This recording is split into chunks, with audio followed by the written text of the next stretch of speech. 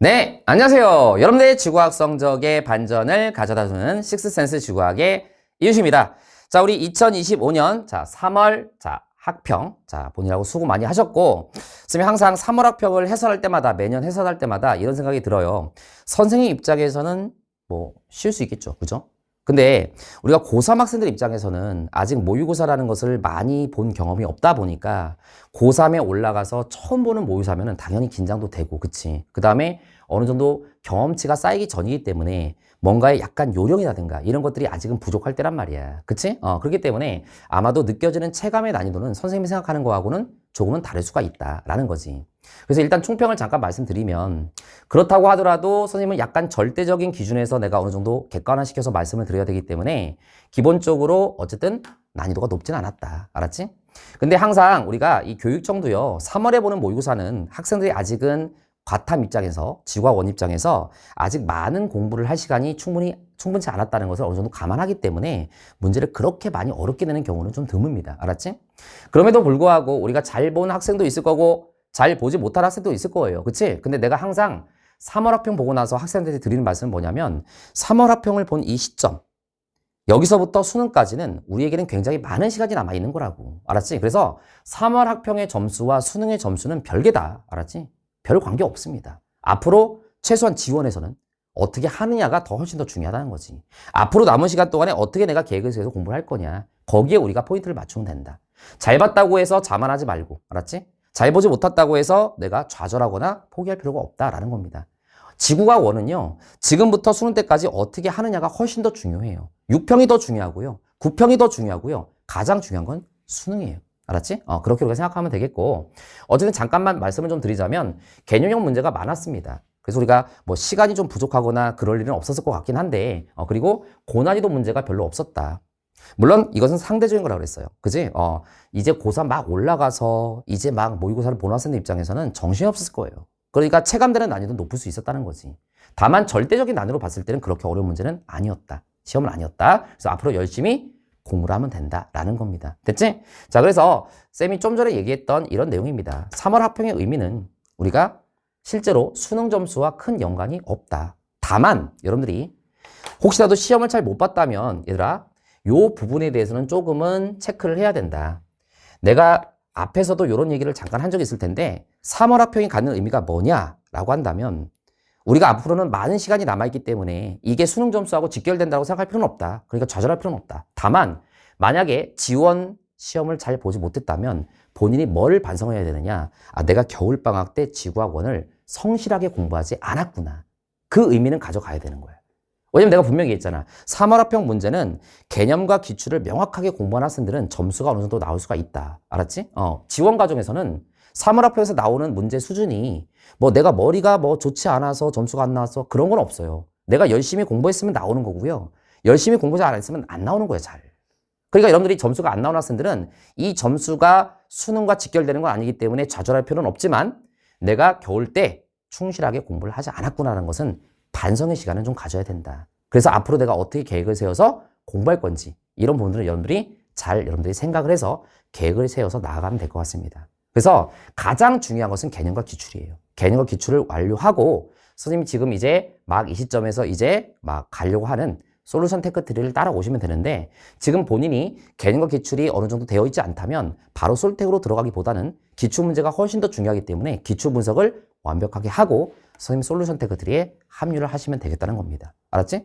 그리고 기본적으로 선생님 솔텍은 어느 정도 개념 기출이 돼 있다는 가정하에 수업을 하는 내용이기 때문에 기출이 안 돼 있는 상태에서 솔텍을 들어가는 것은 어렵게 느껴질 수밖에 없는 거야. 그러니까 개념 기출이 어느 정도 돼 있다라고 한다면 솔텍으로 따라오시면 되겠고, 아직 부족한 학생들은 아직 시간 많이 있으니까 너무 급하게 마음 먹지 말고 차분하게 공부해서 선생님 솔루션 테크 트리, 그다음에 모의고사 이렇게 쭉 따라가시면 되겠습니다. 알겠지? 수능을 보는 그날까지 우리 춘식이가 함께 할 거고요. 알았지? 하나 둘. 우리가 잠시 후에 1번 문제부터 풀이 들어가도록 하겠습니다.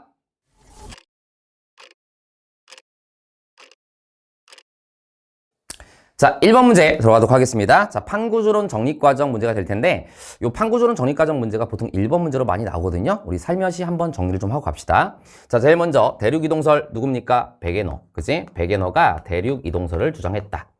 근데 이 백엔어의 대륙이동설은 그 당시에 받아들여지지 않았고 그 이후에 나오는 게 여기 뭐가 들어가? 멘틀 대류설, 홈스의 멘틀 대류설.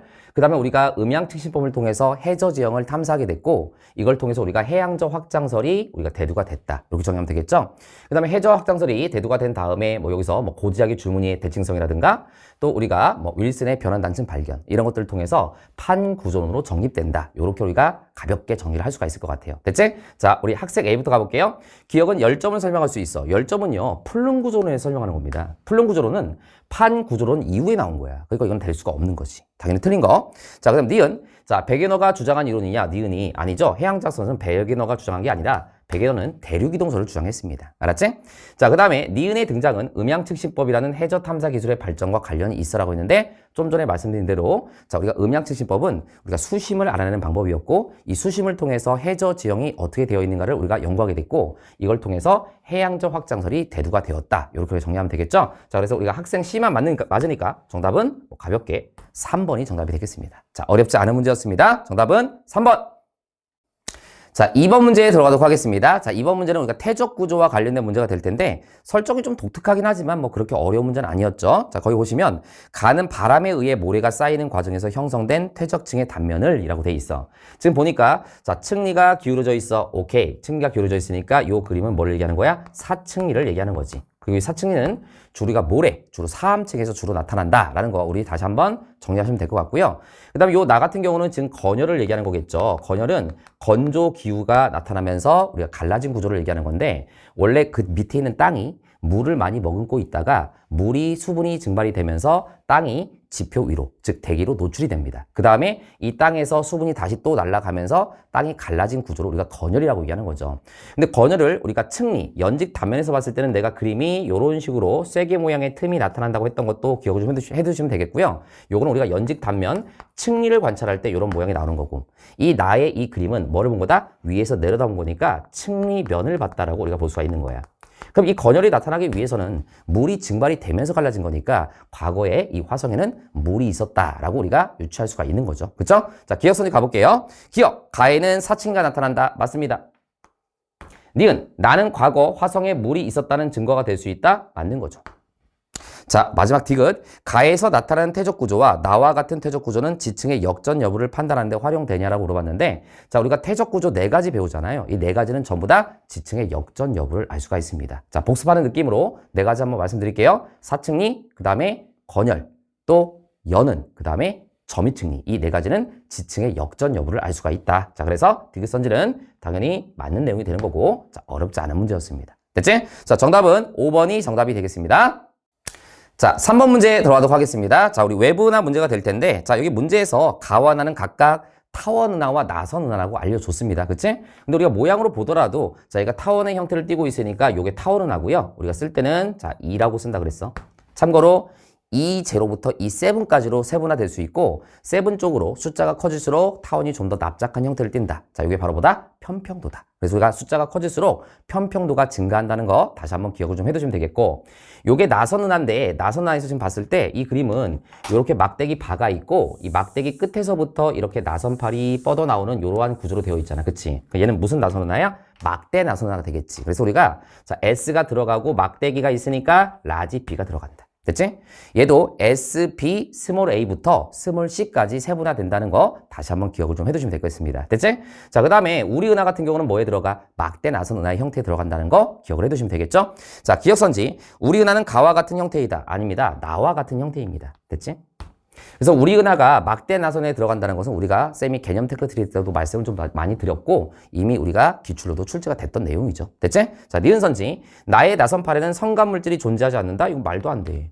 오히려 이 나선 은하에서 중심에게는 붉은색의 늙은 별들이 빽빽하게 있으면서 우리가 성간 물질이 차지하는 비율은 좀 적은 반면에 이 나선 팔 쪽은요 푸른색의 젊은 별들이 조금은 띄엄띄엄 있으면서 그지? 성간 물질이 차지하는 비율이 많다라고 우리가 배웠던 거잖아. 그 니은 틀린 거지. 그 정답은 디귿밖에 안 되겠네. 은하를 구성하는 별의 평균 표현 온도는 가가 나보다 낮냐라고 물어봤는데 자, 우리가 타원 은하 같은 경우는 주로 붉은색의 늙은 별들로 주로 구성이 되어 있다라고 우리가 배웠던 내용이고 나선 은하 같은 경우는 은하 중심에게는 붉은색의 늙은 별이 많이 있지만 이 나선 팔 쪽에는 푸른색의 젊은 별들이 많이 있으니까 평균적인 온도는 가가 더 낮다고 볼 수가 있는 거지. 그 다음 이 문제에서 나와 있진 않지만 우리가 불규칙은하는 푸른색의 젊은 별들로 주로 되어 있다라고 볼 수가 있기 때문에 이 불규칙은하가 새 은하 중에서는 가장 평균적으로 표현 온도가 높은 별이 많이 있다. 이렇게 정리해 두시면 되겠습니다. 자, 따라서 은하를 구성하는 별의 평균 표현 온도는 가가 나보다 낮다라고 했으니까 이것은 맞는 선지가 된다. 됐지? 자, 디귿이 정답이니까 정답은 3번입니다. 자, 4번 문제 들어가도록 하겠습니다. 자, 4번 문제는 자, 빅뱅의 사건 요약을 얘기하는 건데 우리 빅뱅 대폭발설을 얘기하는 거겠죠. 자, 일단 볼게요. 자, 가에서 보면요. 요때가 빅뱅 시점. 그 다음에 여기 양성자 생성이라고 돼 있어. 그지? 그럼 양성자는 뭐냐면 봐봐. 우리가 양성자가 하나 만들어지면 그것을 우리는 뭐라고 얘기하는 거냐면 수소 원자핵이 생성됐다라고 얘기하는 거야. 수소 원자핵이 생성된 거지. 그치? 근데 우리가 보통 조금 오해하는 경우가 뭐냐면 헬륨 원자핵이 만들어진 시점이 쌤이 수업 때 뭐라 그랬어? 빅뱅 후 3분이라고 그랬잖아. 그치? 근데 이 수소 원자핵, 즉 양성자가 생성된 시점은 정확히 언제라고 말을 못한다고 하더라도 빅뱅 후 3분보다는 이전부터 양성자는 만들어진 거야. 그리고 빅뱅 후 3분이 된 시점에 뭐가 되는 거야? 헬륨 원자핵이 만들어진 거지. 따라서 여러분들 문제 풀 때 이 지점을 빅뱅 후 3분이라고 얘기하면 조금 오해의 여지가 문제가 될 수 있는 겁니다. 알았지? 기억을 해두시기 바라고. 그 다음에 이 기억이 나와 있는데 이 기억은 이 A와 B를 봐야 되겠죠. 문제 힌트에 의해서. 자, 문제에서 뭐라고 돼 있냐면은 나는 기억 이전과 이후에 빛이 우주 공간을 진행하는 모습을 A와 B로 순서 없이 나타낸 것이다. 라고 되어 있어. 그럼 이거 많이 연습했잖아. 자, 봐봐. 지금 봤을 때 요게 양성자고 요게 전자인데 지금 요 A 같은 경우는 양성자를 전자가 돌고 있습니다. 즉 양성자를 전자가 돌고 있다는 얘기는 자, 이때는 우리가 중성 원자라고 얘기한다 그랬잖아. 중성 원자가 있는 상태야. 그치? 근데 여기는 지금 양성자하고 전자가 지금 서로 결합을 하지 못한 상태이기 때문에 이때 우주 공간에 전자들이 많이 떠돌아다녔고요. 그래서 우주가 무슨 우주였다? 불투명한 우주였다. 아, 그럼 여기는 불투명 우주를 얘기하는 거구나. 그리고 이때는 중성원자가 됐기 때문에 이때를 우리가 뭐라고 한다? 투명한 우주라고 얘기하고요. 우주가 투명해지면서 빛이 뭐 할 수 있었다? 직진할 수 있었다. 따라서 이때 빅뱅 후 38만 년 후부터 우리가 빛이 직진할 수 있게 됐고요. 물질에서 빛이 분리되었다라고 좀 어렵게도 표현하면서 이때부터 뭐가 빠져나왔다? 우주 배경복사가 빠져나왔다. 그래서 이때부터 빠져나온 빛을 우리는 우주 배경복사라고 얘기하는 거야. 따라서 지금 여기는 이 기억은 뭐 정확히 시점을 말하기 좀 어렵지만 이 기억 시점은 빅뱅 후 약 38만 년이 된 시점. 알았지? 이 시점부터 우주 배경복사가 빠져나온 시점이라고 어느 정도 볼 수 있고 이 A는 이거보다는 이후가 되는 거고 B는 요거보단 이전이 되는 거구나. 요렇게 우리가 판단을 어느 정도 할 수가 있겠습니다. 됐지? 자, 어려운 내용은 아니었습니다. 자, 기억 선지 가볼게요. 원자의 형성은 기억에 해당한다. 자, 그렇죠. 요때부터 원자가 형성이 됐고 우주가 투명한 우주가 됐다라고 볼 수가 있는 거잖아. 그치? 자, 그래서 이것은 맞는 선지. 자, 니은 선지. 우주의 온도는 A일 때가 B일 때보다 높냐고 했는데 뭐 이거 틀린 사람 없겠죠. 빅뱅 이후부터 우주의 공간은 팽창하기 때문에 우주의 온도는 현재로 오면서 계속 어떻게 돼? 낮아진다라고 볼 수가 있는 거잖아. 따라서 우리가 A일 때가 B일 때보다 더 나중 시간대를 얘기하는 거기 때문에 A일 때가 온도가 더 낮다라고 볼 수가 있는 거지. 자, 그래서 A일 때가 B일 때보다 높다? 틀린 선지.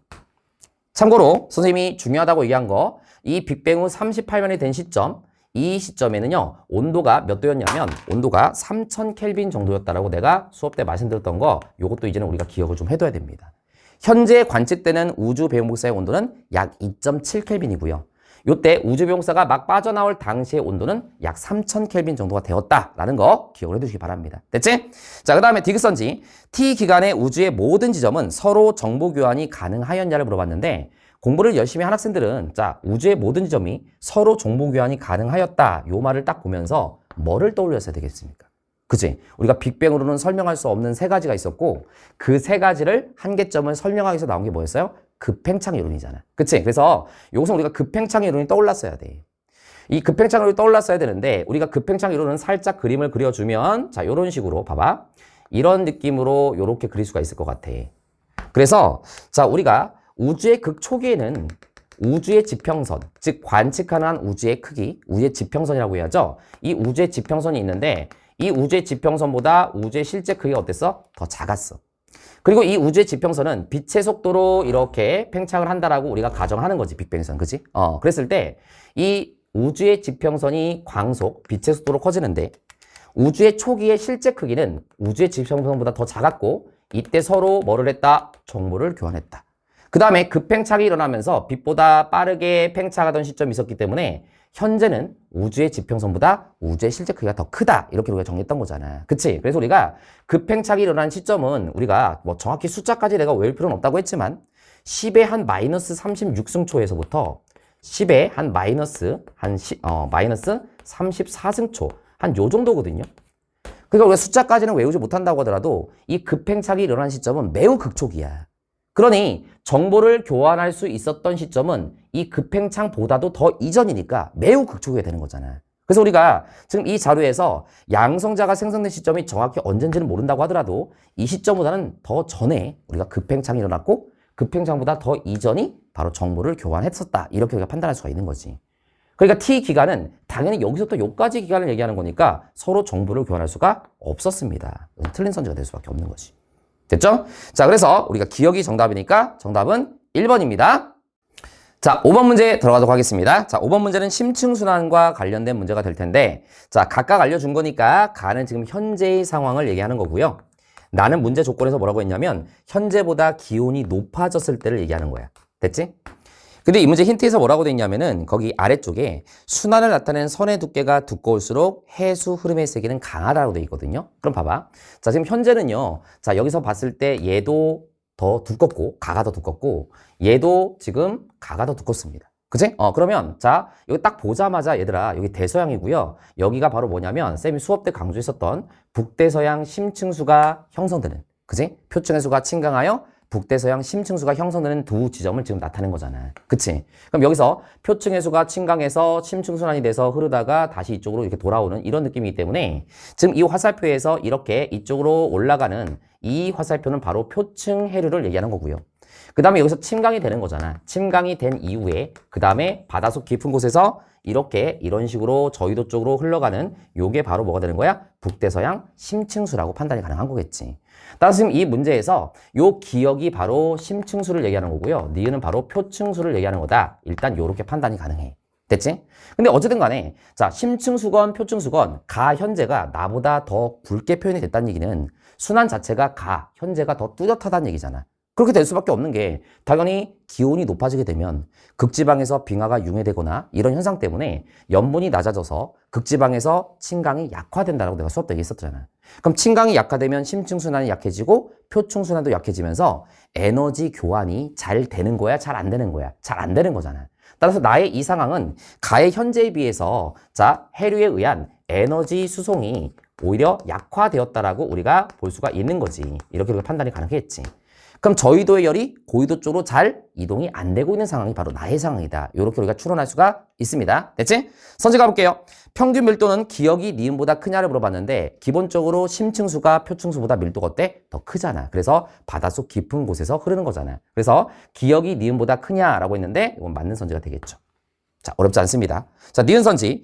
A에서 표층해수의 침강은 가에서가 나에서보다 강할 것이냐를 물어봤는데 당연히 이때가 침강이 더 강하게 나타나는 거고 이때는 침강이 더 약해진 상황이라고 볼 수가 있는 거잖아요. 됐지? 자, 그래서 가에서가 나에서보다 강할 것이다. 맞는 거. 자, 디귿 선지.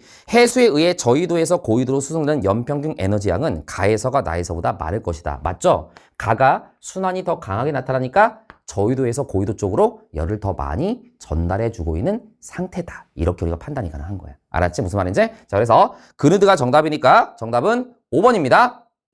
자, 6번 문제 들어가도록 하겠습니다. 그림은 어느 지역의 지질 단면을 나타낸 것이다 라고 나와 있어요. 자, 이 문제도 굉장히 쉬운 문제였습니다. 자, 선지 바로 읽어가면서 가볼게요. 자, 기억선지. 자, 단층 F'F'은 역단층이라고 물어봤는데 자, 지금 보니까 단층선이 이렇게 나와 있고 이 단층선에서 얘들아 일정한 임의의 지점을 잡고 임의의 지점을 위로 올렸을 때 만나는 애가 누구다? 상반이다. 단층이 지금 이렇게 잘려져 있으니까 오른쪽이 뭐가 되는 거야? 얘가 상반이 되는 거고요. 왼쪽이 하반이 되는 거다. 됐지?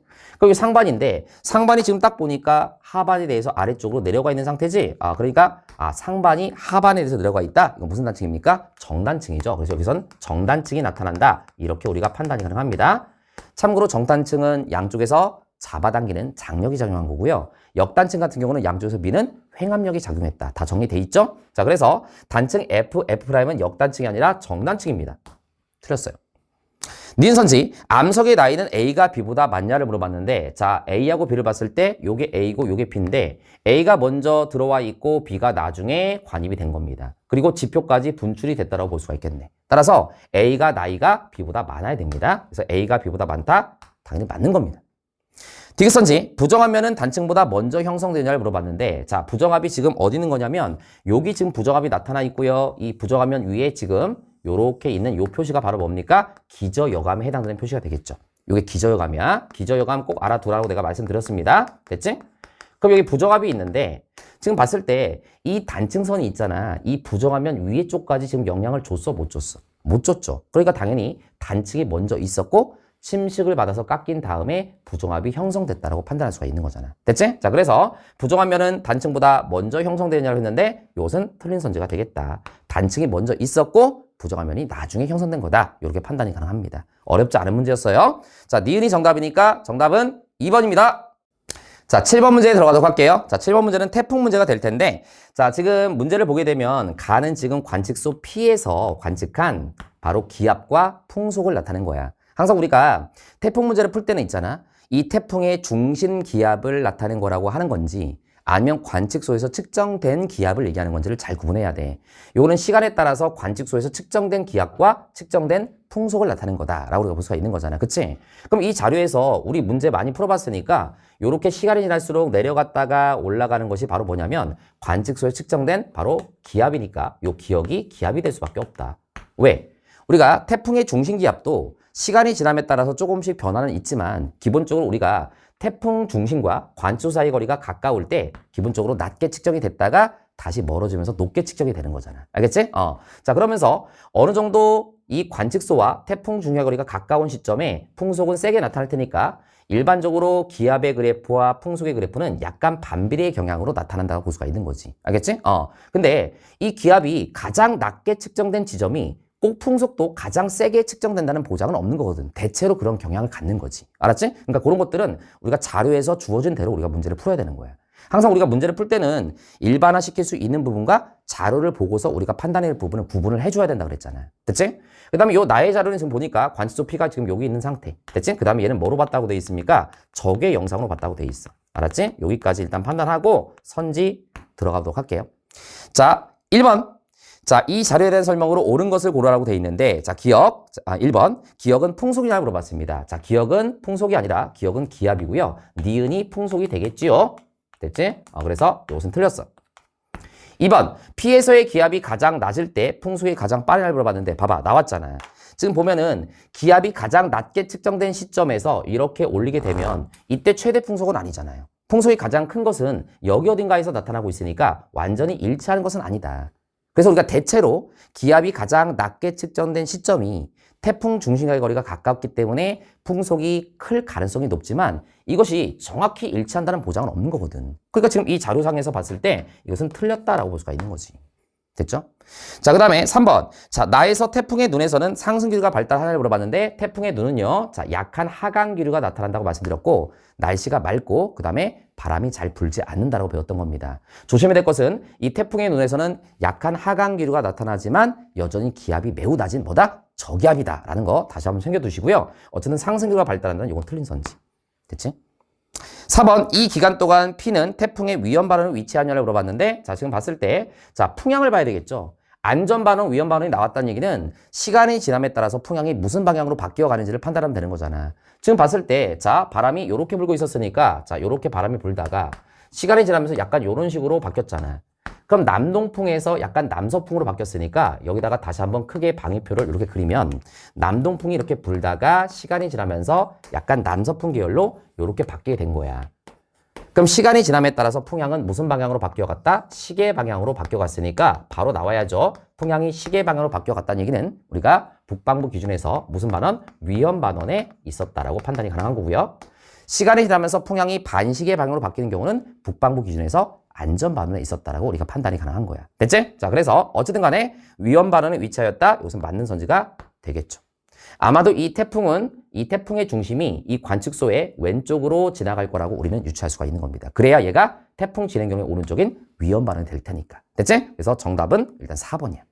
자, 5번도 볼게요. 나에서 구름 최상부의 온도는 영역 A가 영역 B보다 높냐 낮냐를 물어봤는데, 자, 구름 최상부의 온도인데 지금 봤을 때 B가 A보다 더 밝은 색으로 표현되어 있습니다. 그럼 우리가 연습 많이 했잖아요. 적요 영상에서는요. 자, 우리가 구름의 최상부의 고도가 구름의 최상부의 고도가 어떨수록 높을수록, 그지? 구름 속의 온도가 낮기 때문에 적외선 복사 에너지를 더 적게 방출하고, 적게 방출하기 때문에 기상사진에서, 영상사진에서 더 어떤 색으로 표현된다 그랬어? 흰색으로 표현된다. 내가 이거 조심하라고 그랬잖아. 그치? 적외선 복사 에너지를 많이 방출하기 때문에 흰색으로 표현되는 게 아니라 적게 방출하기 때문에 흰색으로 표현된다고 말씀드렸습니다. 자, 따라서 구름 최상부의 온도는 영역 A가 영역 B보다 낮냐라고 물어봤는데 B가 더 온도가 낮다라고 볼 수가 있는 거지. B가 더 밝은 색으로 표현됐으니까. 됐지? 그래서 A가 영역 B보다 낮다. 이것은 틀린 선지가 될 수밖에 없다. 알겠지? 항상 구름의 최상부의 높이가 높을수록 고도가 높기 때문에 온도가 낮다라고 생각해 주면 되는 거지. 됐죠? 자, 그래서 정답은 4번이 정답이 되겠습니다. 자, 8번 문제 들어가도록 하겠습니다. 이 8번 문제가 있잖아. 문제는 8번이지만, 알았지? 비교적 앞번호에 나와 있는 문제긴 하지만 이 문제가 조금은 까다로웠을 거야. 알았지? 푸는 학생들 입장에서 뭐지? 이거는 처음 보는 자료인데. 그치? 우리가 이제 기출 문제에서 많이 나오지 않은 유형이란 말이지. 그러다 보니까 학생들 입장에서 약간은 좀 당황했을 것 같은데, 물론 이제 느낌적인 느낌으로 풀어가는 학생들도 많이 있을 겁니다. 알았지? 그럼 요거를 어떻게 분석해야 되는지 현실적인 풀이 방법을 먼저 얘기하고요. 그 다음에 배경 지식을 그 다음에 이후에 설명을 드리도록 할게요. 알겠지? 자, 지금 이거 보면요. 자, 지금 여기는 해양에 의해서 에너지가 순환되는 에너지 수송량을 나타낸 거고요. 그래프의 면적, 이 그래프의 면적이 많은 지점일수록 에너지 수송량이 더 많다라고 우리가 판단할 수가 있겠지. 그치? 그 다음에 요 기업과 니은은 이 문제 조건에서 하나는 해들리 순환, 하나는 극순환에 의해서 에너지가 수송되는 정도를 나타낸 거라고 나와 있어요. 그럼 지금 봤더니 이 기억 쪽이요. 이 그래프의 밑면적이 니은보다 어때? 더 많다는 것을 알 수가 있죠. 그럼 여기서 우리가 생각하는 거야. 그래. 그럼 하나는 해들리고 하나는 극순환인데, 해들리 순환은 적도 근처에서 가열된 공기가 상승을 하면서 일어나는 순환이기 때문에 극순환에 비해서 전반적인 공기의 온도가 어때? 높은 편이잖아. 그럼 에너지를 공기가 더 많이 갖고 있는 거잖아. 그치?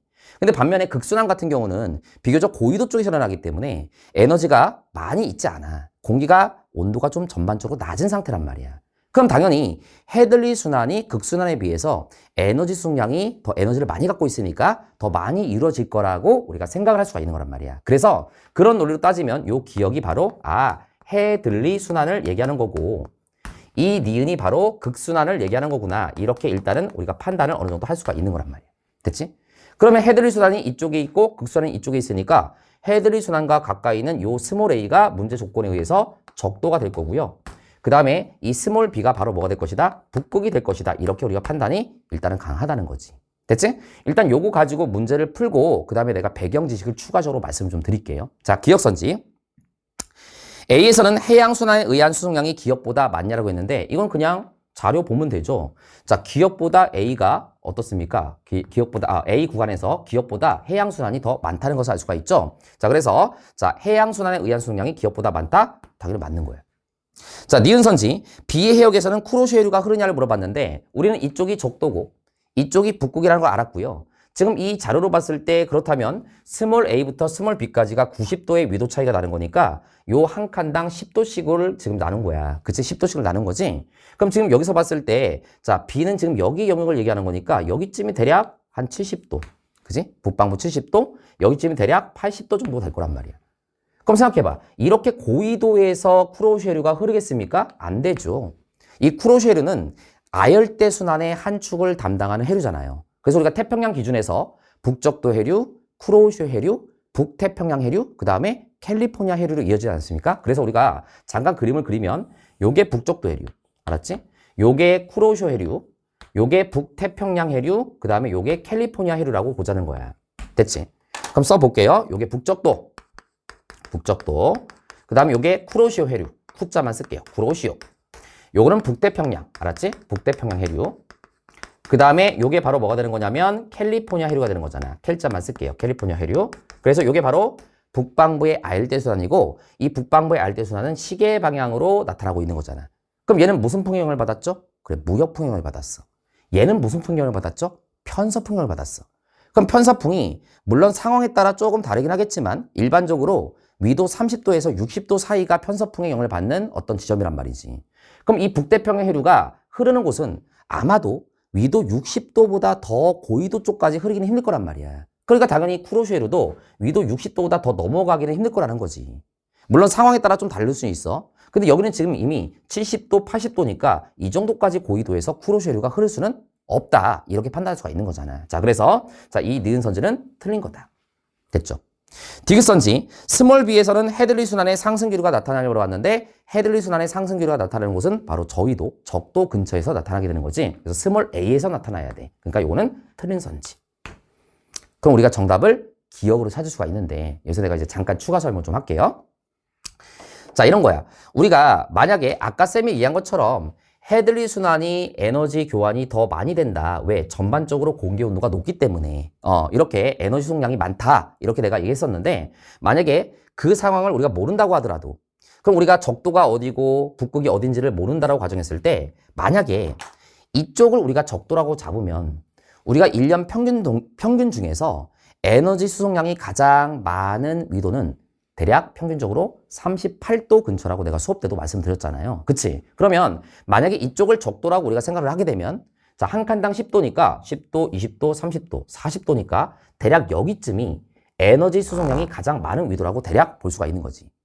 근데 만약에 이쪽을 적도라고 우리가 생각을 한다면 여기서 10도, 20도, 30도, 40도가 되는 거니까 여기에 해당되는 여기 어느 즈음이 38도가 된다라고 볼 수가 있고요. 이렇게 되어버리면 여기서 에너지 수송량이 가장 많다라고 볼 수가 있는 거잖아요. 그치? 자, 그런데 쌤 그러면요.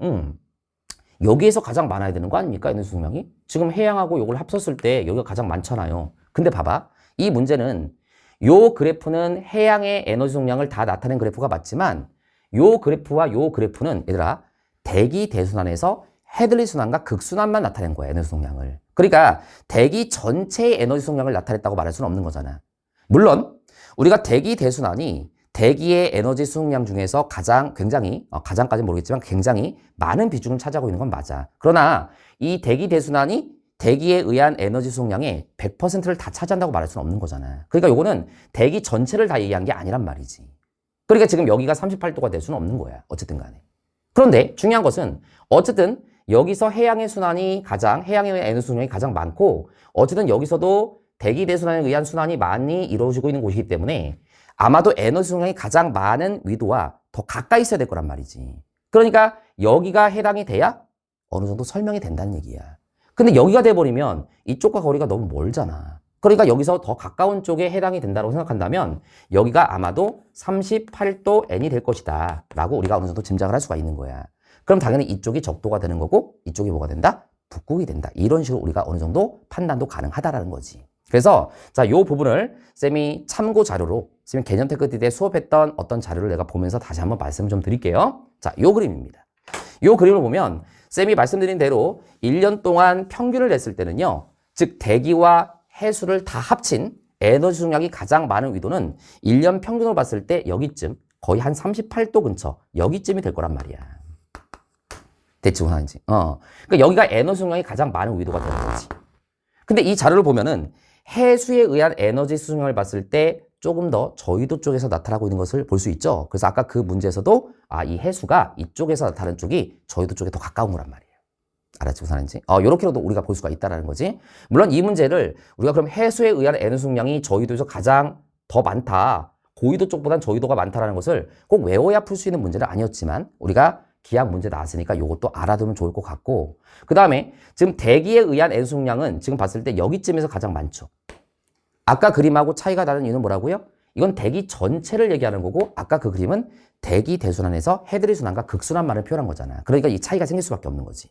그래서 결과적으로 이 대기와 해수를 둘 다 모두 합한 지점은 38도 근처에서 가장 수송량이 많다라고 우리가 정리하면 되겠고 쌤이 수업 때 얘기한 것 중에서 대기에 의한 열수송이 해수에 의한 열수송보다 더 많다는 것도 우리가 다시 한번 챙겨두시기 바랍니다. 지금 이 자료에서도 대기의 밑면적이 해수의 밑면적보다 더 많죠.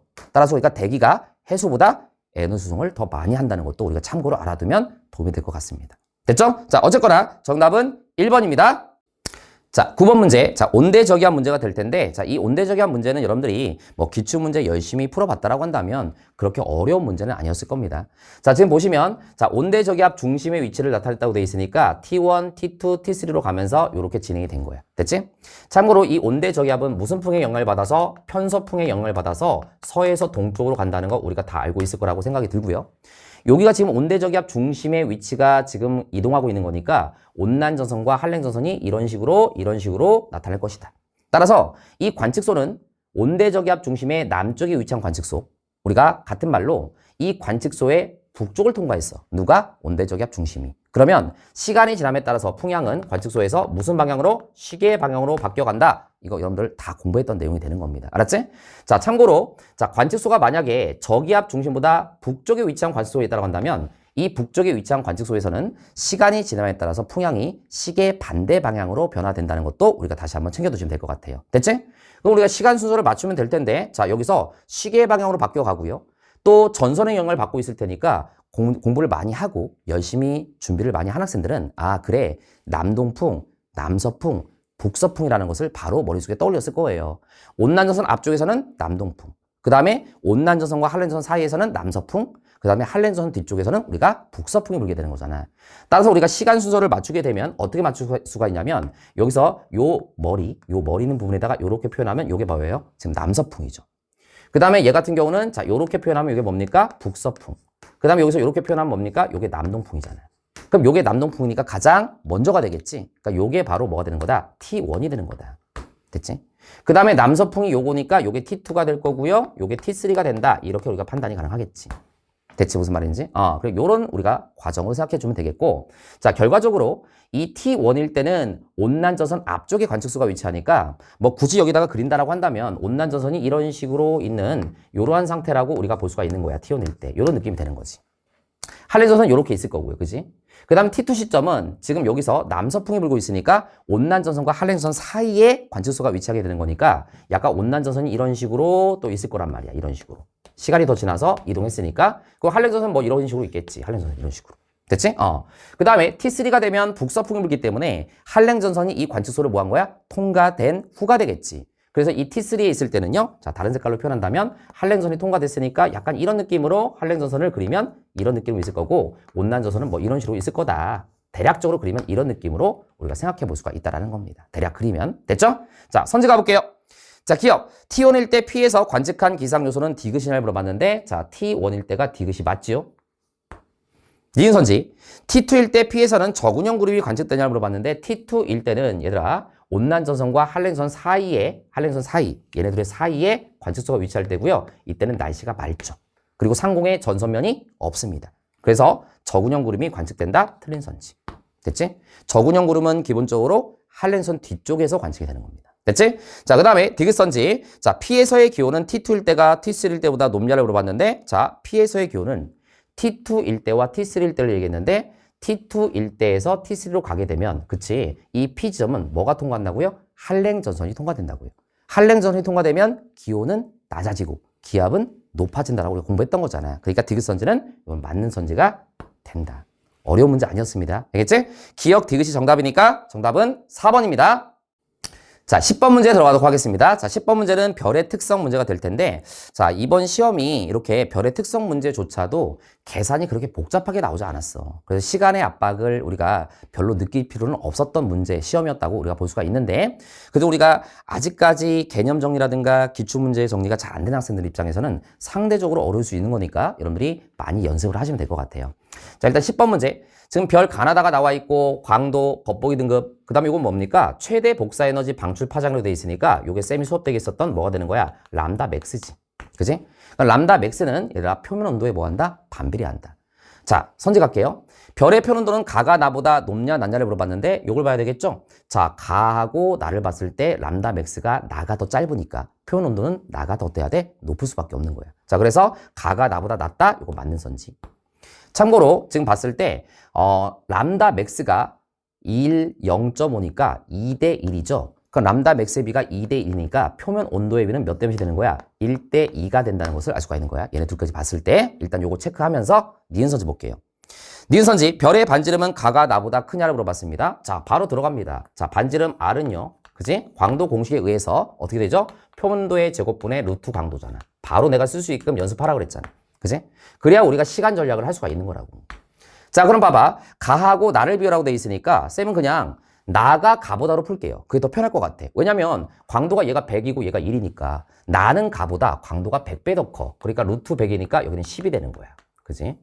표현도는 나가 가보다 표현도가 몇 배? 2배 더 높네? 그러니까 여기는 2의 제곱이 들어가겠지. 이렇게. 됐지? 그럼 4분의 10이면 2분의 5니까 2.5배가 되나요? 아, 2.5배인데 쌤은 지금 어떻게 풀었죠? 나가 가보다 2.5배 크다라고 푼 거야. 그치? 자, 그래서 반지름은 가가 나보다 크다? 틀렸어. 나가 더 크다라고 해야 되는 거야. 알았지? 자, 근데 우리가 뭐 이렇게 생각할 수 있어요. 지금 봤을 때, 자, 광도가 지금 1대 100. 그 다음에, 자, 표면 온도의 비가 1대 2가 되는 거니까 그냥 머릿속으로 딱 생각했을 때, 아, 그래. 자, 광도는 반지름의 제곱에 비례하고 표면 온도의 4제곱에 비례하는 거잖아. 그럼 광도가 얘가 100배 더 커. 그지? 근데 표면 온도는 2배 더 크니까 여기다가 4제곱을 한다고 했을 때, 그지? 여기가 16이 된다고요. 그치? 그럼 요거만 봤을 때 16인데 100이 되려면 반지름도 더 떼야 돼, 나가. 더 클 수밖에 없는 거지. 그냥 이렇게 풀어도 돼. 알았지? 자, 어쨌든 틀린 선지. 자, 디귿선지. 지구로터의 거리는 나가 다보다 가깝냐. 자, 이것도 봐봐. 무조건 계산을 다 때리려고 하지 말고 일단 쓱 보세요. 자, 거리를 물어봤는데 나하고 다를 봤더니 자, 얘네 둘을 비교하는 거잖아. 지금 뭐가 똑같아요? 겉보기 등급이 똑같아요. 그럼 지구에서 봤을 때 밝기가 똑같은 밝기로 보인다는 얘기네? 그럼 같은 밝기로 보이는데 나가 다보다 실제로 밝다는 얘기는 무슨 말이야? 실제로 밝으면 원래는 더 밝게 보였어야 되는데 왜 같은 밝기로 보여? 더 멀리 있으니까 같은 밝기로 보이는 거 아니야. 그러니까 나가 다보다 가깝다가 아니라 나가 다보다 멀다니까 틀린 거지 뭐. 그지? 근데 우리가 뭐 굳이 이것을 우리가 계산해서 구한다라고 한다면 우리 배웠던 거 알죠? 겉보기 밝기는 거리의 제곱에 반비례하고 광도에 비례한다. 요걸 이용해서 여기다가 대입을 해줘도 괜찮다는 거지.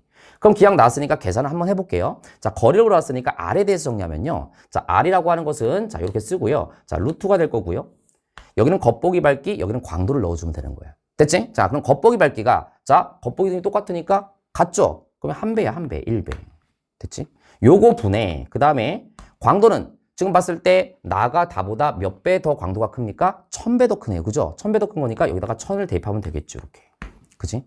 그럼 거리는 나가 더 먼데 몇 배 더 멀다라고 볼 수가 있냐면 요 경우에 10 루트 10배 더 멀리 있다. 이렇게도 우리가 계산을 할 수는 있는 거지. 근데 이 문제를 풀 때 뭐 이렇게까지 할 필요 없는 거지. 그치? 자, 그래서 기억이 정답이니까 자, 정답은 1번입니다. 자, 11번 문제 들어가도록 하겠습니다. 자, 이거는 기후변화 외적률 문제가 될 텐데 자, 우리가 기후변화 외적률 문제도 그렇게 어려운 문제로 나오진 않았지만 자, 요 기후변화 외적률 문제를 학생들이 좀 어려워하는 학생들이 좀 많이 있습니다. 쌤이 수업 때도 뭐라고 그랬냐면 이런 문제는 문제를 많이 푸는 것도 중요하지만 그거보다도 각각의 선지를 물을 때 이 선지에 해당되는 것을 풀기 위해서 어떤 부분을 우리가 고려해서 문제를 풀어야 되는지를 자꾸 머릿속에서 음미를 하면서 문제를 푸는 습관을 들이면 이거 결코 어렵지 않습니다. 알았지? 자, 어쨌든 요거 봐볼게요. 지금 여기는요, 자전축의 경사각이 바뀌고 그 다음에 공전궤도 이심률이 바뀐다고 돼 있고 이 두 가지 요인 외에는 고려하지 않는다고 했으니까 그렇다면 세차 운동은 고려하지 않는다는 얘기네? 그럼 세차 운동을 고려하지 않는다는 얘기는 무슨 말이냐면 우리는 현재의 지구 상태를 알고 있기 때문에 현재의 지구 상태와 똑같은 경사 방향을 유지한 상태로 비교를 해주면 된다는 얘기지. 알았지? 일단 기억선지 가볼게요. 우리나라에서 동짓날이라고 했는데 사실은 우리가 지원 과정에서 이 동짓날이라는 표현을 잘 사용하진 않지만 어쨌든 나왔습니다. 동짓날 하면 뭐야? 겨울 느낌 나지? 그래, 우리 지원에서는 겨울철이라고 생각해도 괜찮은 거야. 알았지? 근데 사실 우리가 동짓날이라고 한다면 보통 한 12월 말 정도를 우리가 동짓날이라고 정확히 얘기하는 거지만 어쨌든 우리가 배우는 과정에서는 겨울철이라고 어느 정도 생각하면 되겠고 우리가 하진날이라는 말이 나오면 이것은 여름철이라고 대략 보시면 되겠습니다. 됐지? 그럼 봐봐. 태양의 최대고도 나왔습니다. 내가 태양의 최대고가 나오면 뭐라고 그랬냐면 자, 여름철하고 겨울철일 때는 여름철의 태양의 최대고도가 무조건 높은 거다. 그 다음에 동일한 계절에서의 태양의 최대고도를 묻는 문제가 나오게 되면 뭐를 봐야 된다? 자전축의 경사각을 봐야 된다고 말씀드렸잖아요. 그럼 지금 자전축의 경사각이 A하고 B 중에서 누가 더 커요? A가 B보다 크다고요. 따라서 자전축의 경사각이 A가 B 시기보다 더 크다는 얘기는 무슨 말이냐면 이건 조심해야죠. 자전축의 경사각이 클수록 여름철 태양의 남중고도는 더 높은 거지만 겨울철 태양의 남중고도는 더 낮아지는 거라고 그랬잖아. 그치? 어쨌든 북방부에서는 주로 최태양의 남중고도라는 표현을 쓰게 되고요. 이것을 북방부, 남방부를 합쳤을 때는 최대 고도라는 표현을 쓰게 되는 거니까 거의 비슷한 의미라고 보시면 되겠습니다. 됐지? 자, 그랬을 때 A 시기가 경사각이 더 크니까 B 시기보다 겨울철로 한정했을 때는 태양의 최대 고도가 더 어때야 돼? 낮아야 되는 거야. 그치? 그래서 A 시기가 B 시기보다 높다? 틀린 선지. 자, 니은 가볼게요. 원일점에서 지구에 도달하는 태양 복사 에너지 양분의 근일점에서 지구에 도달하는 태양 복사 에너지 양. 지구에 도달하는 태양 복사 에너지 양은 그 시점에서 태양과의 거리에 의해서 결정이 된다라고 내가 누누이 강조했잖아요. 그럼 이건 뭘 묻는 거야? 그래, 바로 20mm를 묻는 거란 말이야. 이렇게 우리가 판단할 줄 알아야 된다는 거지. 그럼 20mm 클수록 월일점의 거리는 더 멀어지고 근일점의 거리는 더 가까워지는 거니까 20mm 클수록 이 분모에 해당되는 지구에 도달하는 태양 복사 에너지 양은 원일점에서는 더 어떨 수밖에 없어. 더 20mm 클수록 거리가 멀어지니까 작아질 수밖에 없겠지. 근데 우리가 20mm 클수록 근일점의 거리는 더 가까워지는 거니까 근일점에서 지구에 도달하는 태양 복사 에너지 양은 더 많아질 수밖에 없잖아. 따라서 이 전체 값이 크다는 말의 의미는 20mm 크다는 말로 우리가 받아들일 수가 있는 거지. 그럼 20mm 지금 누가 더 큽니까? 지금 봤을 때 자, B하고 현재를 비교하라고 되어 있으니까 B가 더 큽니다. 현재보다. 따라서 B가 이 전체 값이 커야 돼. 그래서 B 시기가 현재보다 크다? 맞는 선지. 이렇게 풀어주면 되겠지. 마지막 디귿선지 30도 S에서 기온의 연교차. 이런 거 잘 봐야 돼. 남방부를 지금 묻고 있습니다. 그치? 이때 기온의 연교차를 물어봤는데 자, 쌤이 이런 문제 나왔을 때는 어떻게 하라고 그랬어? 어차피 있잖아. 서로 두 가지 이상의 요소가 바뀌었을 때는 한쪽으로만 따졌을 때의 결과치하고 같은 경향으로 나타날 수밖에 없는 문제를 출제할 것이다 라고 내가 수업 때 말씀드렸잖아요. 그럼 자전축의 경사각을 보자고요. 경사각이 지금 봤을 때 자, A하고 현재를 보게 되면 누가 더 큽니까? A가 더 커요. 따라서 A가 현재보다 북방부의 연교차도 더 큰 거고 남방부의 연교차도 더 큰 거 아니겠습니까? 그러니까 당연히 A시가 현재보다 작다라고 했으니까 이것은 틀린 선지가 될 수밖에 없는 거지. 그럼 니은이 정답이 되는 거죠. 자, 근데 자 20일도 기약 나왔으니까 우리 한번 얘기해 볼게요. 내가 그림을 그리지 않고 이렇게 한번 얘기해 볼게요. 할 수 있어요. 현재 지구 상태로 봤을 때는요. 현재 지구 상태로 봤을 때는 우리가 여름철 북방구 기준이야. 북방구에 대해서 여름철일 때는 무슨 점에 있죠? 원일점에 있잖아. 지구가. 그지? 그 다음에 북방구 입장에서 겨울철일 때는 자 무슨 점이 있죠? 지구가 근일점이 있는 거잖아. 이게 지금 현재 지구 상태가 되는 거잖아. 그치? 그러면 남방구라고 한다면 원일점에서 오히려 뭐가 되는 거냐면 여기 이렇게 표현할게요. 녹색깔로 남방부라고 한다면 원일점의 지구에 위치할 때가 오히려 계절이 반대가 되는 거니까 겨울철이 되는 거고요. 근일점의 지구가 위치할 때가 오히려 무슨 철이 되는 거야? 이때가 여름철이 되는 거잖아. 그치? 그러면 이 상태에서 20mm 커지면 어떻게 되겠습니까? 20mm 커지면 근일점의 거리는 더 가까워지죠. 여름은 더 더운 여름. 원일점의 거리는 더 멀어지죠. 겨울은 더 추운 겨울. 따라서 남방부 입장에서는 20mm 커질수록 연교차가 어떻게 된다? 더 증가한다고 볼 수가 있는 거잖아. 그치? 그래서 지금 여기서 봤을 때 A시기하고 현재를 보게 되면 A시기와 현재 중에서 누가 더 20mm 큽니까? A가 더 크니까 20mm의 측면으로 봤을 때도 A가 연교차가 더 커야 되고 자전축의 경사각의 측면으로 봤을 때도 A가 더 커야 되는 결과가 나오게 된다. 이렇게 된다는 거지. 근데 우리가 문제를 풀 때는 우리가 이런 경우는 자전축의 경사각만 보고서 판단하고 넘어가도 시간 전략을 할 수가 있다라고 내가 말씀드렸던 내용입니다. 됐지? 자, 그래서 정답은 2번입니다. 자, 12번 문제 우리가 마그마 생성 과정에 대한 탐구활동 문제로 나왔는데요. 좀 문제가 길긴 하지만 문제 그렇게 어렵지 않습니다. 자, 일단 요거부터 쌤이 먼저 분석할게. 자, 요거 다 외웠죠? 자, 여기 해령이 될 거고요. 해령 하부에서는 얘들아 압력 감소에 의해서 현무암질 마그마가 생성된다. 됐지? 그 다음에 섭입대가 될 텐데 이 섭입대 근처에서는요. 일단 섭입하는 판에서 물이 빠져나와서 멘틀에 물을 공급하게 되고 이것 때문에 용윤점이 하강하여 C에서는 현무암질 마그마가 생성된다. 됐지? 그 다음에 이 현무암질 마그마가 위로 올라가다가 대륙지각의 하부를 녹이게 되면 여기서 유문암질 마그마나 화강암질 마그마가 만들어지고 이 현무암질 마그마와 유문암질 마그마가 혼합이 되면서 주로 분출하는 마그마는 무슨 질? 안산암질 마그마가 주로 분출된다. 요렇게 정했던 내용이잖아. 그치? 그럼 여기서 봐봐. 장소 A는 지금 해령 하부를 얘기하는 거고요. 조건 변화 얘가 라라고 나와 있어. 그치? 그럼 라가 지금 어디냐면 자, 요걸 얘기하는 거야. 자, Y에서 Z로의 깊이 변화라고 되어 있죠? 자, Y에서 Z니까 여기서 요렇게 올라가는 요 과정을 지금 얘기하는 거야. 그치? 장소 A. 그럼 당연히 요게 바로 압력 감소에 의해서 현무암질 마그마가 만들어지는 거니까 해당이 되는 거지. 그치? 그럼 요것만 맞추면 되겠다. B하고 C를 맞추면 되는데 B는 어디야? 여기니까 온도 증가에 의해서 우리가 유문함재 마그마가 만들어지는 거잖아. 현무암재 마그마가 올라가면서 대륙지각 하부를 녹이게 되는 거니까 그럼 요 과정은 지금 여기서 뭐가 되겠어? x 프라임 요걸 얘기하는 거지. 그치? 요걸 얘기하는 거잖아. 그리고 요 점선이 바로 뭘 얘기하는 거냐면 물을 포함한 화강암의 용곡선 이렇게 우리가 얘기하는 거잖아. 그치? 그러니까 x 프라임 과정이니까 요거는 가가 되겠다. 그치?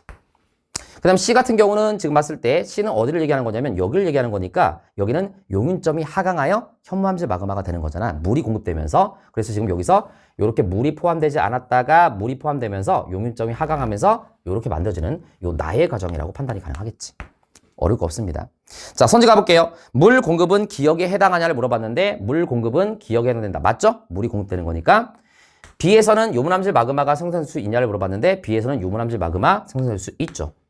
C에서의 마그마 생성 과정에 달을 적용시킬 수 있냐를 물어봤는데 C는 나에 적용을 시켜야 되겠죠. 틀린 선지. 자, 어렵지 않았습니다. 기역, 니은이 정답이니까 정답은 3번입니다.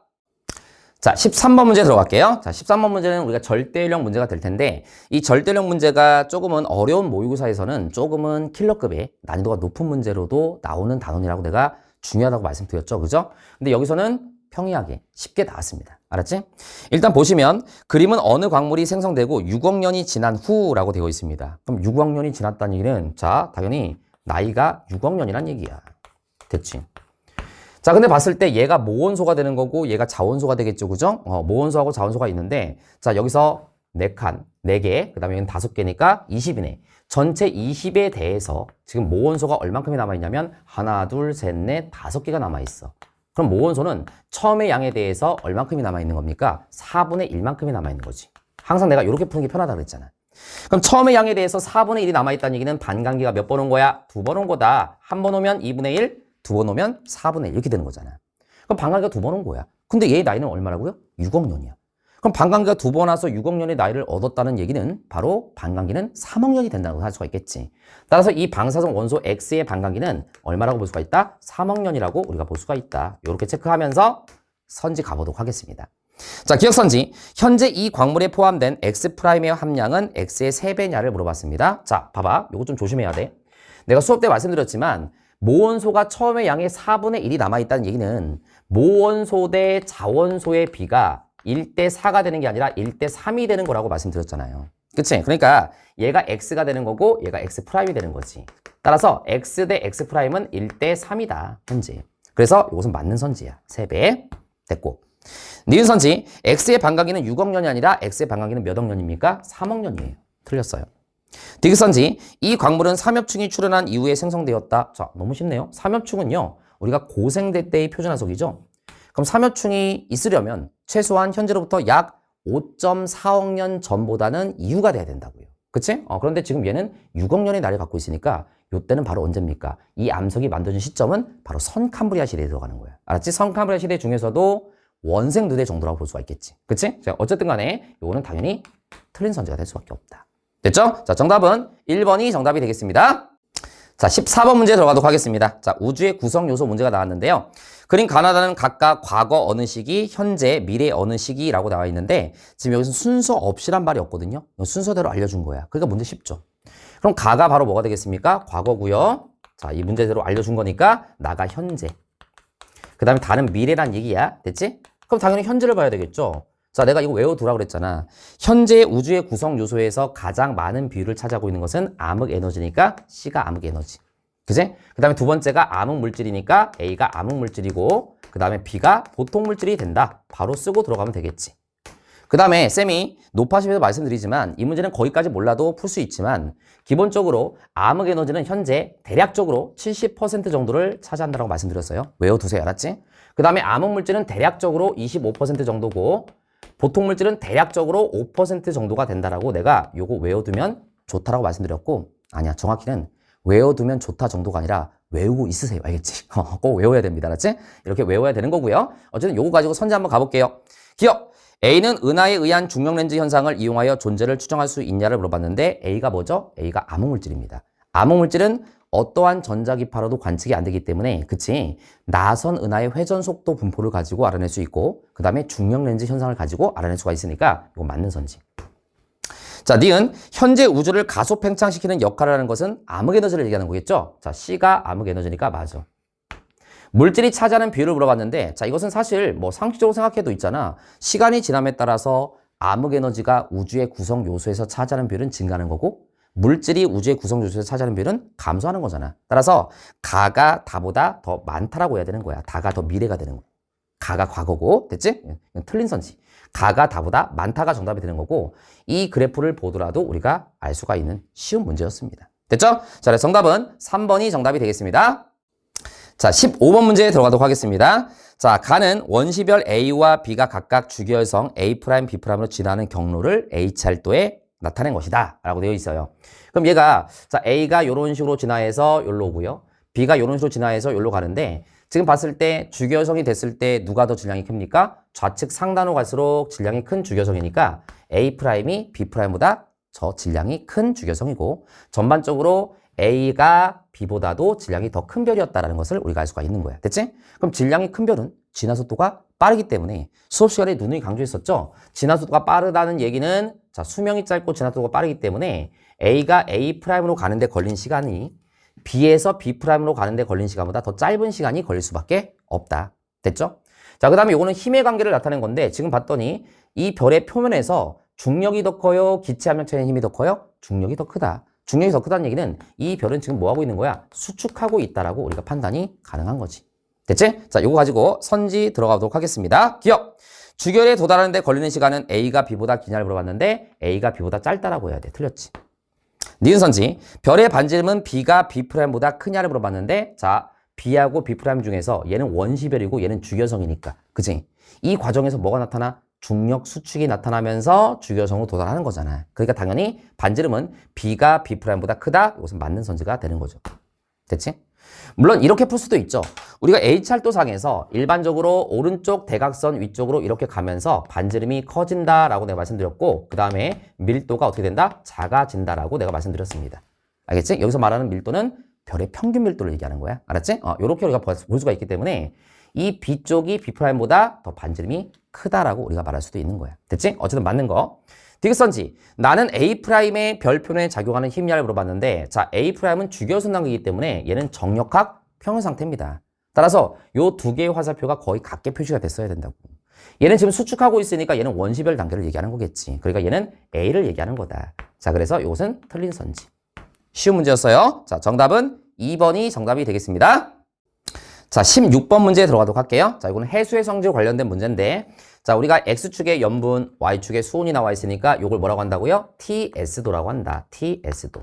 알았지? 수온 염분도라고 쌤이 수업 때도 말씀드렸던 내용. 됐지?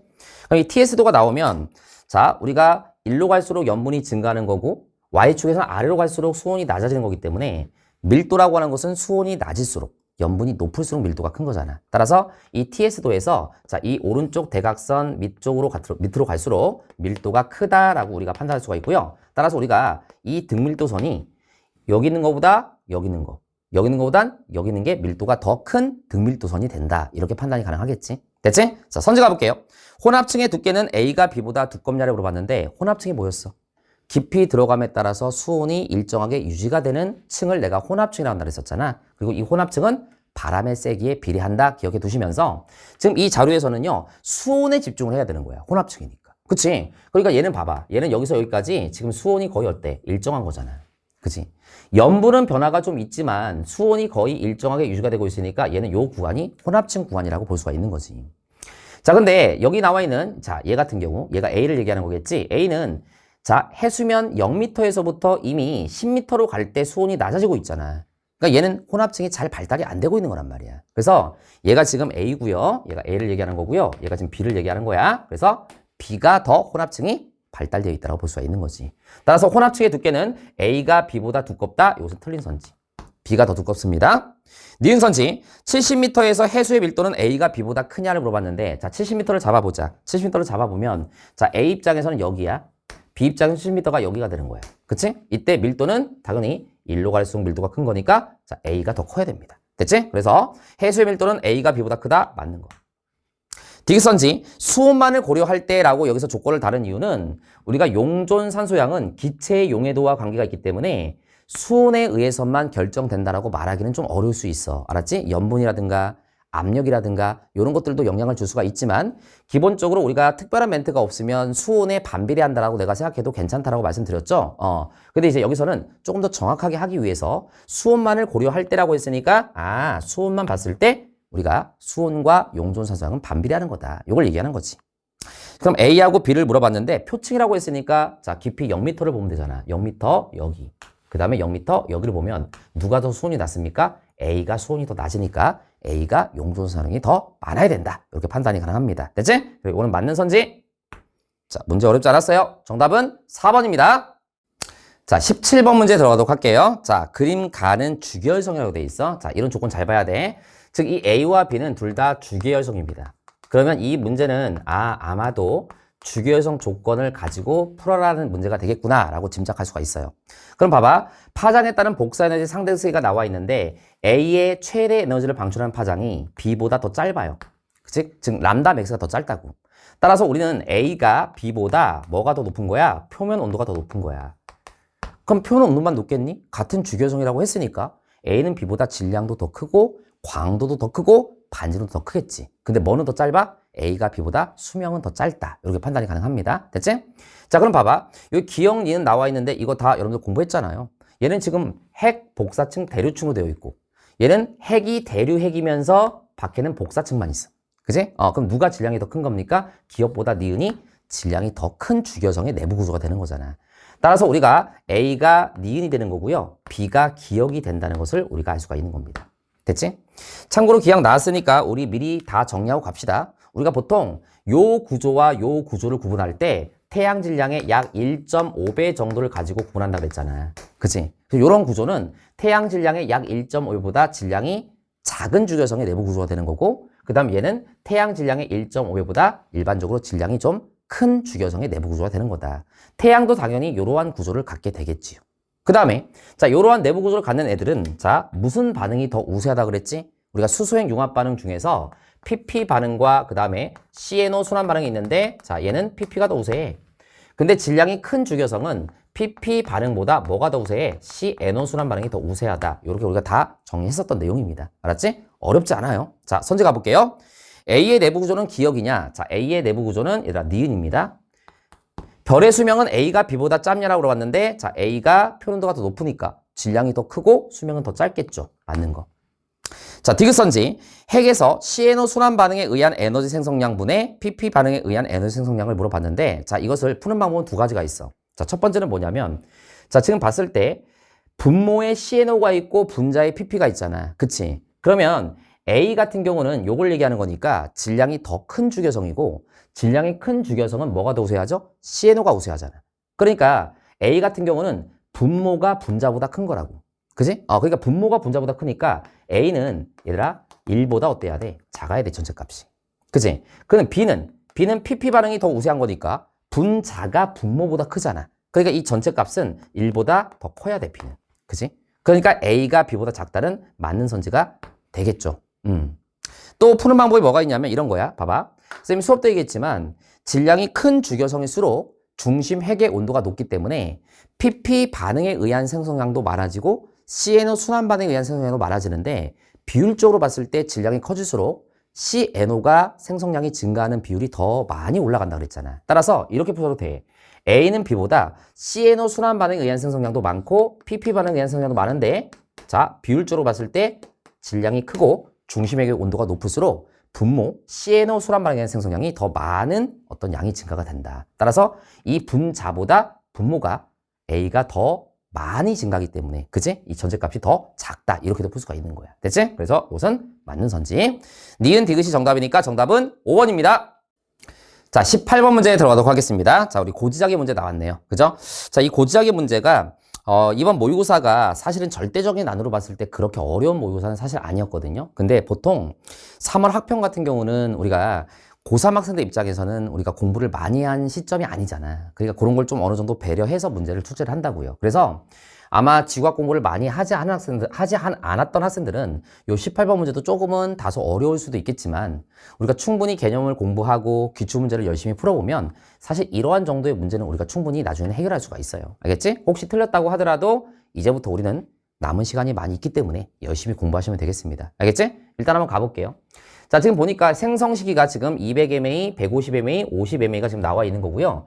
요걸 가지고 지게가 어디 있을 때가 200mA 때고 어디 있을 때가 150mA 때고 어디 있을 때가 50mA 때인지를 지금 매칭시키면 될 것 같아요. 그치? 그럼 일단 볼게요. 일단 딱 보니까 자, 얘가 지금 수평면, 이 수평면에 대해서 지금 이루는 각이 없으니까 얘는 복각이 얼마예요? 0도예요. 그치? 얘는 복각이 0도야. 그럼 우리가 일반적으로 복각이 0도라는 얘기는 자기적도에 있다는 뜻이잖아. 근데 우리가 지원 과정에서는 자기적도와 지리상의 적도가 거의 일치한다고 보는 거기 때문에 여기는 좀 적도를 얘기하는 거야. 그치? 그래서 지금 여기서 니은 시점, 니은일 때, 여기 때 지금 지게가 적도에 딱 있기 때문에 여기가 바로 200mA 때의 지게 위치라고 볼 수가 있어. 됐지? 200자만 쓸게요. 됐지? 자, 그 다음에 이제 요것만 판단하면 될 텐데, 자, 여기서 판단하는 방법은 두 가지야. 일단 쌤이 수업 때 뭐라고 그랬냐면, 수평면에 대해서 자침, n극이 아래쪽을 향하면 플러스 복각이고, 위로 n극이 들어 올라가 있으면 마이너스 복각이라고 말씀드렸잖아요. 따라서 얘는 지금 마이너스 복각이고 얘는 플러스 복각이야. 그치?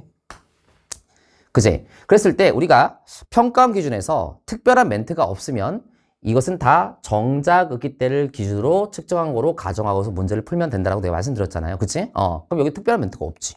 그럼 정자극이라고 가정한다면 얘가 플러스가 되는 거니까 얘는 북방부, 얘는 남방부가 되는 거야. 그래서 지금 지게가 북방부에 있을 때가 기역이 되는 거니까 얘가 바로 50mA 때의 지게 위치가 되는 거고요. 요 디귿이 바로 150mA 때의 지게 위치가 된다. 이렇게 볼 수 있고요. 자, 아니면 이렇게 풀 수 있는 방법도 있죠. 지금 봤을 때, 자, 얘가 각이 더 크고요. 얘가 각이 더 작잖아. 즉, 고지자기 복각의 절대값이 얘가 더 크다는 얘기는 얘가 적도에서 떨어져 있는 거리가 더 멀리 있다는 얘기잖아. 그치? 그러니까 얘가 더 멀리 떨어져 있는 거니까 적도를 기준으로 했을 때 기역이 디귿보다 더 멀리 떨어져 있으니까 요게 바로 50mA, 요게 바로 150mA. 이렇게도 우리가 어느 정도 판단이 가능해요. 됐지? 일단 요렇게 매치를 시키면서 선지 들어가도록 하겠습니다. 기역 200mA일 때 지게 위치는 디귿이라고 물어봤는데 200mA일 때 지게 위치는 니은입니다. 틀렸어요. 자, 니은 선지 200mA에서 현재까지 지게의 이동 방향은 최소 2회 이상 변화였냐를 물어봤는데 자, 이제 따져보자. 200mA 때 여기 있었다가 150mA 때 일로 갔어. 그지? 그 다음에 150mA에서 50mA로 가면서 위로 북상을 했어. 북쪽으로. 다시 50mA에서 현재로 가면서 남하를 했어. 그러니까 여기서 한번 턴했고 여기서 한번 턴을 해야 되는 거니까 최소 2회 이상 변화했다는 맞는 거야 되겠지. 맞는 거야. 쌤, 근데 2회면 2회지 왜 최소 2회 이상이라고 했습니까? 라고 한다면 우리가 지금 여기 나와 있는 시점 말고 이 사이 시점에는 지게가 어느 위치에 있었는지는 정확히 알 수가 없잖아. 그러니까 우리가 지금 있는 정보만 가지고 봤을 때 최소 2번은 변해야 된다. 이런 얘기가 되는 거지. 그래서 니은은 맞는 거. 디귿, 현재 지게에서 구한 150mA의 고제극은 현재 지게에서 구한 50mA의 고제극보다 저희도 위치하냐를 물어봤는데 이거 우리 기출에서 여러 번 나왔던 내용이고 아마 기출문제를 열심히 풀어봤으면 충분히 접근할 수 있을 만한 선지였습니다. 일단 선생님이 이 문제를 풀면서 그림을 그려서 조금 정확하게 선생님 어쨌든 해설하는 입장이니까 한번 그려주고요. 그 다음에 이런 문제가 나왔을 때 빨리 푸는 법을 내가 하나 팁을 좀 전수해 주겠습니다. 알았지? 원래는 솔텍에서 해야 되는 건데 그래서 내가 얘기를 해줄게요. 알았지? 일단 보겠습니다. 그림을 한번 그려서 내가 한번 설명을 일단 해볼게요. 자, 이렇게 그려놓고서 자, 이 적도를 이렇게 그려보겠습니다. 일단 현재 지게 위치를 먼저 그려야 되는데 일단 현재의 지게 위치를 그리면 현재 지게는 여기쯤 있죠. 여기쯤 있으니까 20도보다 약간 아래쪽 위도, 그치? 대략 잡았을 때 현재를 한 여기쯤으로 잡아볼게요. 여기 현재라고 잡아봅니다. 현재 지게는 여기 있는 거야. 됐지? 그 다음에 우리는 뭘 알아야 돼? 각각 시기에 해당되는 지게의 위도를 알아야 됩니다. 지금 봤을 때, 자, 150mA 때는 지금 여기 있어. 여기 있죠? 그럼 적도에서부터 떨어져 있는 이 위도가 차이가 거의 같습니다. 그치? 거의 비슷하게 나타나고 있어. 그러니까, 자, 150mA 때는 이 적도에서, 자, 이런 식으로 선을 긋고요. 여기서부터 이루는 각이 이쪽 각과 이쪽 각이 거의 비슷하니까 여기 어디쯤 이런 식으로 있다고 해보자. 됐어? 여기가 바로 150mA 때 지게의 위치가 되는 거야. 됐지? 그럼 내가 어떻게 하라고 그랬어?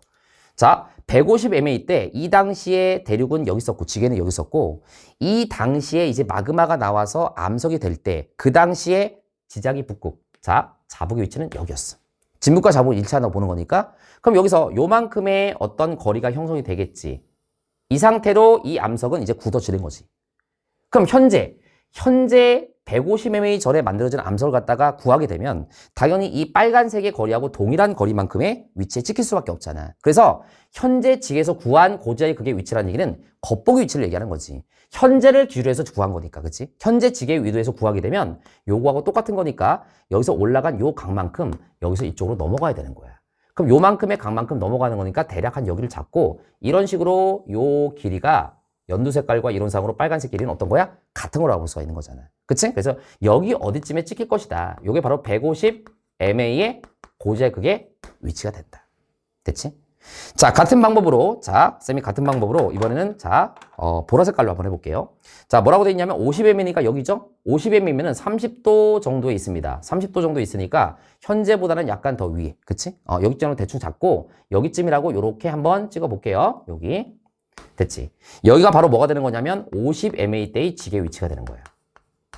그치? 그럼 마찬가지로 이때 이 당시에 마그마가 이제 식어서 암석이 될 당시에 그 당시 자북은 여기야. 그치? 진북과 자북 일치한다고 보는 거니까 여기에 이렇게 되는 거리가 형성이 됐을 거고 정확히는 각거리죠. 그죠? 쌤이 수업도 얘기했지만 이 각거리가 유지된 상태에서 현재에서 구하게 되면 요 보라색하고 똑같은 거리가 나와야 되기 때문에 파란색으로 표현한다면 여기서 약간 요런 느낌으로 여기 어디쯤 찍힐 거란 말이야.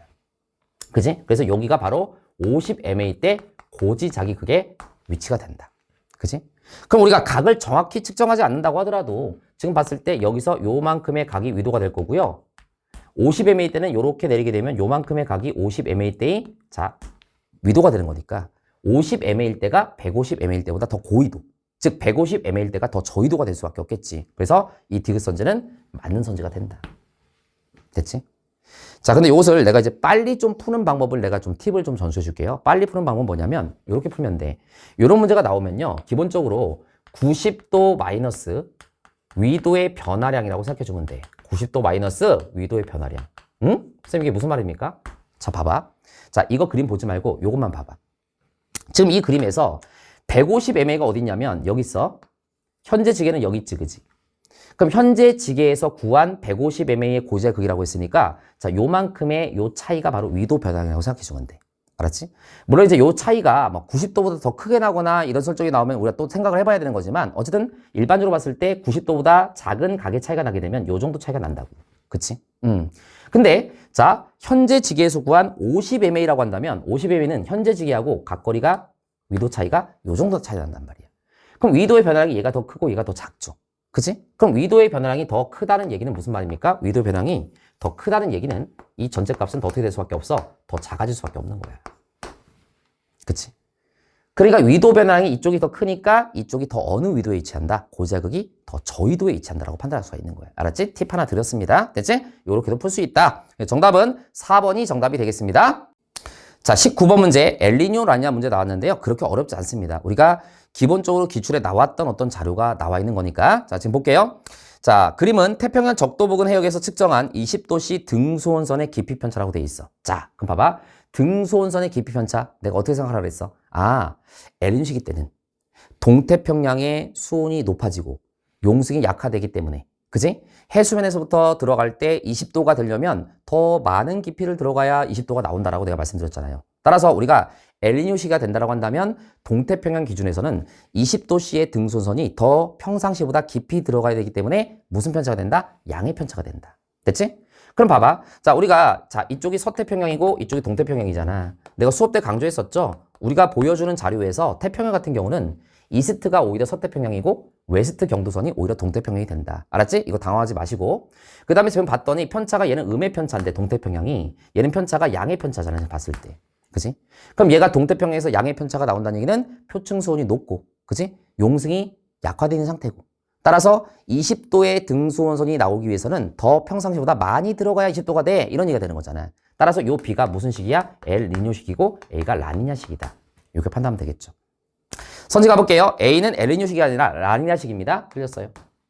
니은 선지, 동태평양 적도 부근 해역에서 수온 약층이 나타나기 시작하는 깊이를 물어봤는데 자, 수온 약층이 나타나기 시작하는 깊이는 기본적으로 라니냐 시기 때가 그지 용승이 강하기 때문에 조금만 들어가도 얘들아 수온 약층이 나타난다고 말씀드렸죠. 그리고 라니냐 시기 때는 동태평양 기준에서 이 혼합층의 두께가 얇아지고 따뜻한 해수 중의 두께가 얇다라고 내가 얘기하는 거잖아. 그치? 그래서 여기서 수온약층이 나타나기 시작하는 깊이는 A가 B보다 얕다라고 했으니까 라니냐 시기가 엘니뇨 시기보다 얕다? 맞는 거죠.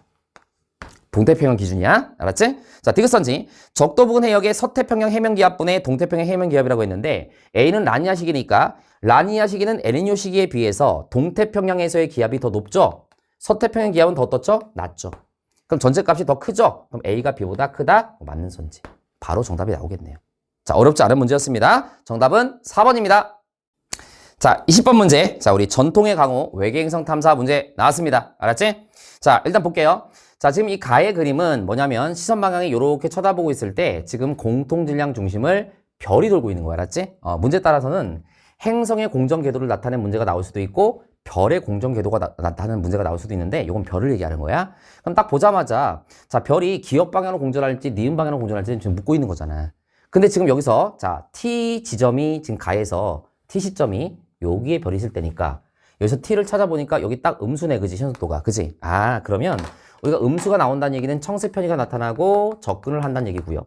그 다음에 양수가 나온다는 얘기는 자, 후퇴를 하는 거고 적색 편의가 나타난다는 것을 알고 있으니까 자, 요 시점에서 접근, 가까워져야 된단 말이야. 가까워져야 되는 거니까 우리 선방에서 이렇게 쳐다보고 있으니까 기역 방향으로 이렇게 공전할 수밖에 없겠구나. 일단 여기까지 됐어. 자, 그다음에 하나만 더 분석하고서 내가 선지로 가볼게요. 기항 여기가 나왔으니까. 자, 어떻게 주면 되는 거냐면 지금 여기 T 시점에서 이제 이렇게 갔더니 요 T 플러스 1 알았지? 이때 시간 단위는 연입니다. 알았지? 여기로 갔을 때가 지금 보니까 청색 편의가 최대로 나타난 지점이 될 거란 말이야. 그치?